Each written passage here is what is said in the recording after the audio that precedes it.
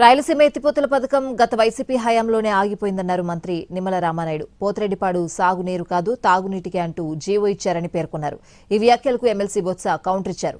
పోతిరెడ్డిపాడుపై రేవంత్ రెడ్డి చేసిన వ్యాఖ్యలు నిజమా కాదా అని చెప్పాలని డిమాండ్ చేశారు.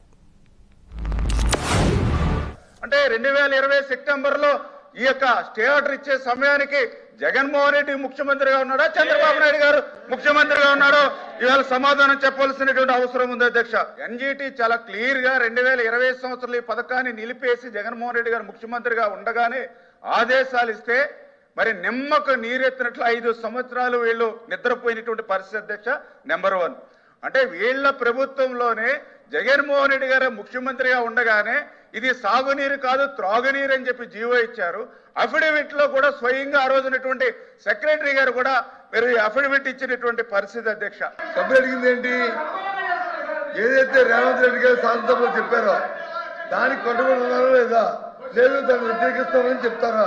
అది చెప్పినంత అబద్ధం అని ఆ మాట ఎక్కడ రావట్లేదు. ఈ ప్రభుత్వం తాలూకా రేవంత్ రెడ్డి గారు తెలంగాణ ముఖ్యమంత్రి